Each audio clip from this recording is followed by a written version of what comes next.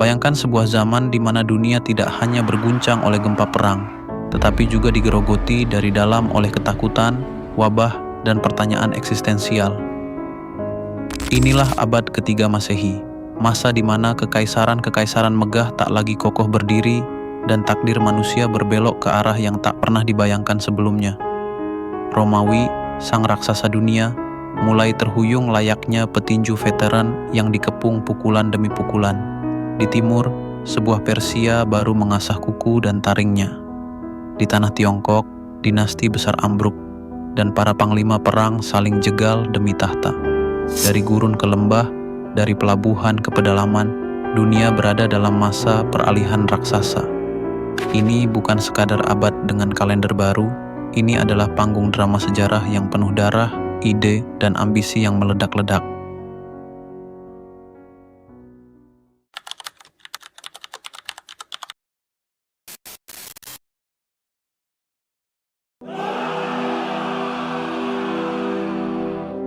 Tahun 235 Masehi, Kaisar Severus Alexander tewas dibantai tentaranya sendiri.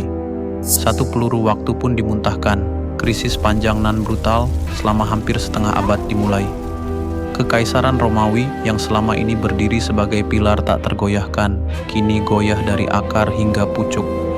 Dalam kurun 50 tahun, lebih dari 20 henam pria memproklamirkan diri sebagai kaisar, beberapa dengan restu tentara, kebanyakan dengan ujung pedang. Apa yang terjadi? Perbatasan terbakar. Para penjajah barbar dari utara, bangsa Goth, Vandals, dan Frank menyerbu laksana badai musim dingin. Di selatan dan timur, bangsa Persia baru, yakni dinasti Sasania, tak lagi sekadar menggertak, mereka menyerang, menawan, dan menghancurkan garnisun demi garnisun. Kekacauan ini bukan sekadar politik, ekonomi jungkir balik, inflasi menggila, mata uang Romawi kehilangan makna. Di jalan-jalan kota, tak lagi terdengar musik pesta, yang ada hanya ratapan, bisikan pengkhianatan, dan gelegar sepatu bot militer yang makin tak terkendali.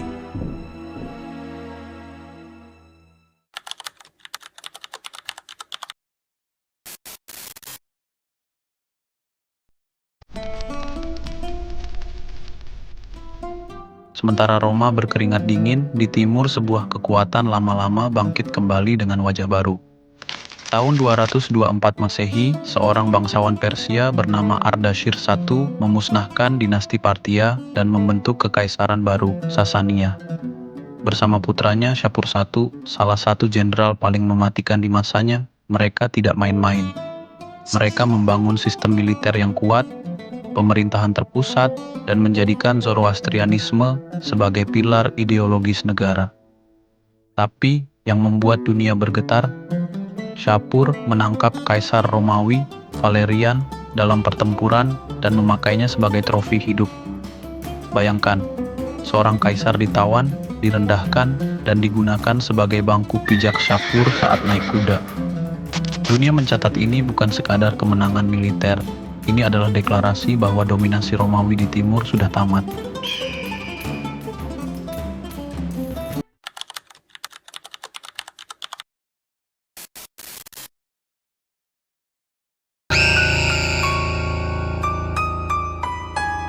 Tepat saat Romawi memerlukan kekuatan penuh untuk melawan krisis, musuh tak kasat mata datang, wabah Cyprian. Sekitar tahun 249 sampai 262 Masehi, wabah yang mungkin berupa cacar ganas atau Ebola purba menjalar dari Afrika Utara ke seluruh kekaisaran. Gejalanya menyeramkan, muntah darah, kebutaan, tubuh membusuk hidup-hidup. Pendeta Kristen yang mencatat wabah ini, Cyprian dari Kartago, menyebutnya sebagai akhir zaman yang dikirim Tuhan. Tapi lebih dari itu, wabah ini mempercepat keruntuhan, kota-kota mati, tentara mati, petani mati, dan kepercayaan masyarakat terhadap dewa-dewa tradisional pun ikut mati. Inilah masa di mana agama-agama baru seperti Kristen mulai terdengar lebih masuk akal. Di tengah penderitaan, janji keselamatan abadi tampak lebih menggoda daripada kejayaan kekaisaran yang hancur lebur.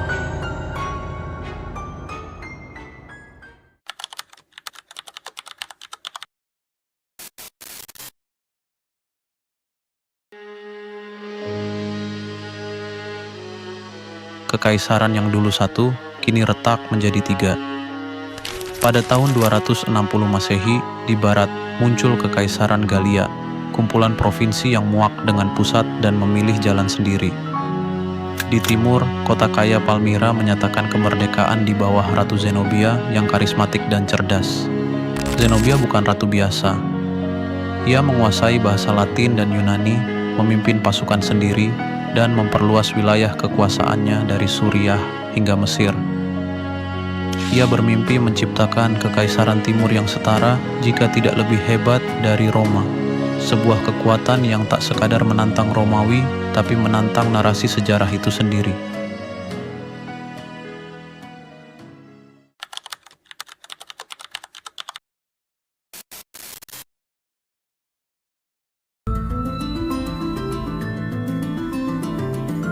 Lalu datanglah Aurelian, jenderal yang tak banyak bicara tapi tangan besinya mampu menjahit kembali serpihan-serpihan kekaisaran.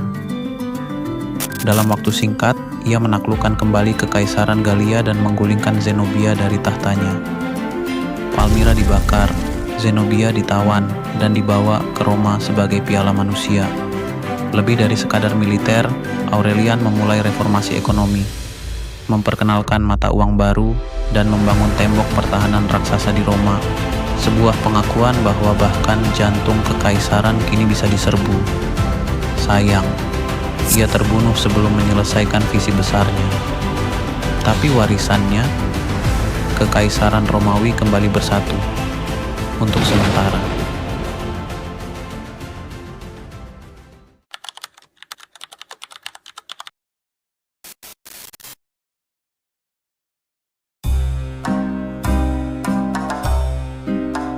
Sementara Barat terhuyung-huyung dalam krisis, di belahan timur, sebuah drama epik yang tak kalah dahsyat sedang berlangsung. Dinasti Han, simbol kekuatan dan keteraturan Tiongkok selama lebih dari 4 abad, akhirnya runtuh pada tahun 220 Masehi, menandai awal dari era yang kelak menjadi legenda. Zaman 3 kerajaan. 3 kekuatan utama muncul, Wei di utara, Shu di barat daya, dan Wu di tenggara. Bukan sekadar konflik militer, ini adalah era di mana strategi dan kecerdikan menjadi senjata utama. Tokoh-tokoh seperti Cao Cao, Liu Bei, dan Sun Quan bersama dengan penasihat-penasihat jenius macam Zhuge Liang menulis ulang konsep perang, politik, dan loyalitas. Ini bukan sekadar sejarah, ini adalah novel epik yang hidup. Romance of the Three Kingdoms. Perang berkepanjangan, migrasi besar-besaran, dan kejatuhan lembaga pusat menciptakan lanskap sosial baru.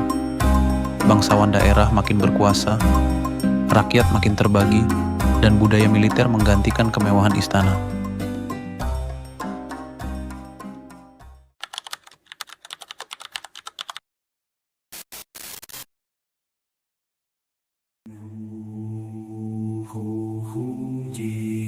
Di tengah kekacauan, banyak masyarakat mencari makna baru. Dari India, agama Buddha mulai menyebar semakin luas ke Asia Tengah, Tiongkok, bahkan menembus jalur sutra hingga ke wilayah Kekaisaran Kushan dan oasis-oasis di gurun Taklamakan. Raja Kanishka dari Kekaisaran Kushan menjadi salah satu tokoh kunci. Ia tidak hanya menaklukkan wilayah dari India Utara hingga Asia Tengah, tapi juga menyelenggarakan konsili Buddha keempat, memperkuat penyebaran Mahayana, cabang Buddha yang lebih inklusif, imajinatif, dan kosmologis. Patung-patung raksasa Buddha di Bamiyan dan seni Greko-Buddhis dari Gandhara menjadi saksi perpaduan antara timur dan barat yang luar biasa. Buddhisme menjanjikan pembebasan dari penderitaan dan siklus reinkarnasi. Dan dalam abad penuh kekacauan seperti ini, pesan itu menggema jauh lebih dalam daripada janji-janji politik para penguasa.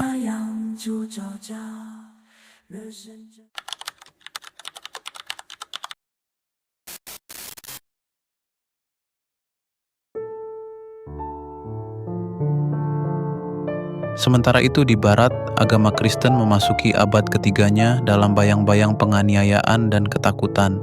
Meski dianggap agama minoritas pembangkang oleh negara, Komunitas Kristen terus tumbuh secara bawah tanah, menyebar ke seluruh provinsi kekaisaran, dari kota Roma hingga desa-desa di Anatolia.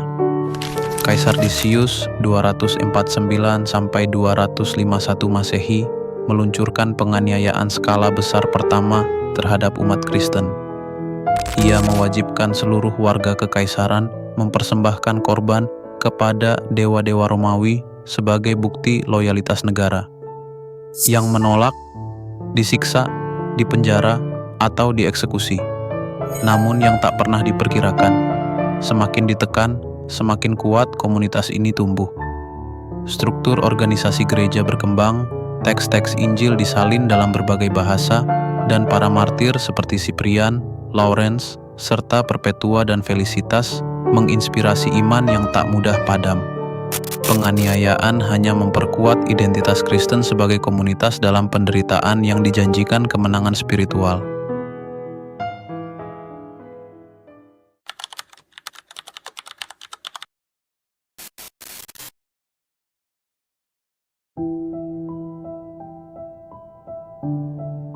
Di tengah kekosongan spiritual dunia klasik, lahir pula gerakan pemikiran baru yang memadukan logika Yunani dengan mistisisme Timur, Neoplatonisme.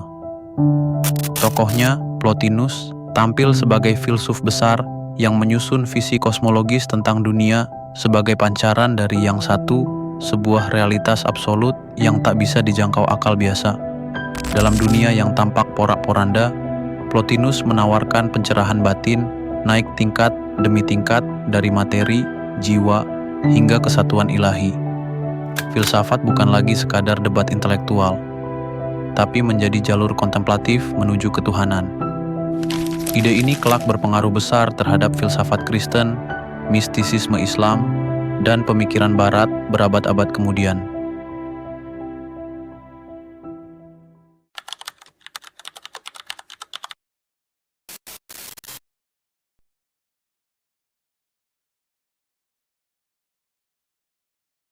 Ketidakstabilan politik, wabah, dan tekanan militer memaksa masyarakat untuk mundur dari kota ke desa.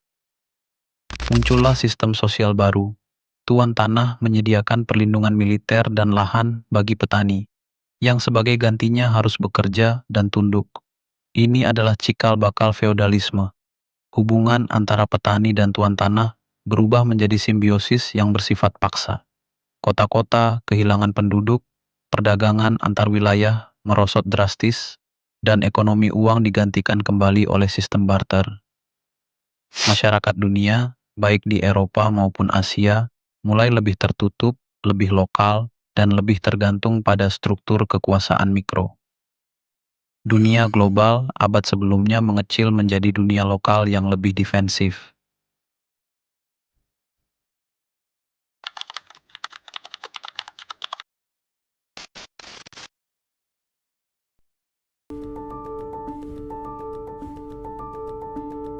Lalu, menjelang penghujung abad ketiga, muncullah tokoh yang akan menyelamatkan Romawi dari kehancuran total, Diokletian.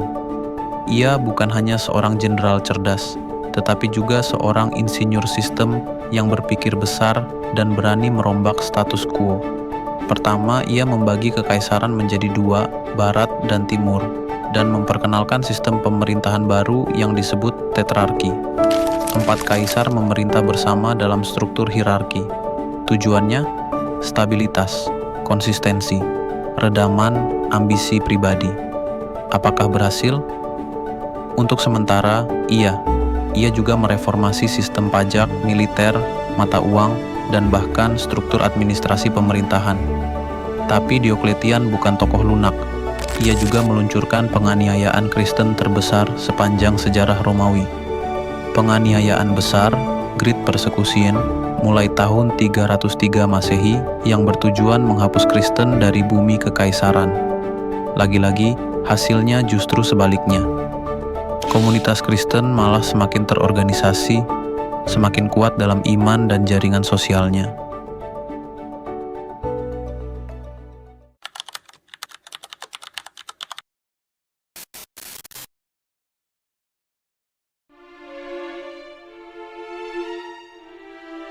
Abad ketiga Masehi bukanlah masa yang indah, tetapi ini adalah masa yang menentukan. Inilah saat ketika imperium-imperium raksasa goyah tapi belum jatuh. Ketika agama-agama baru bertumbuh di bawah tanah. Ketika filsafat dan mistisisme mulai berdansa di ruang yang sama. Dan ketika struktur sosial lama dihancurkan untuk memberi jalan bagi sistem baru. Dunia seperti dipaksa untuk berevolusi secara paksa melalui perang, wabah, keruntuhan ekonomi, dan pertarungan spiritual. Tapi justru dari reruntuhan inilah fondasi dunia abad pertengahan mulai dibentuk. Jika abad pertama adalah kelahiran perubahan dan abad kedua adalah ekspansi kekuasaan, maka abad ketiga adalah ujian sekeras baja untuk melihat siapa yang layak bertahan dan siapa yang akan dikenang sebagai abu sejarah.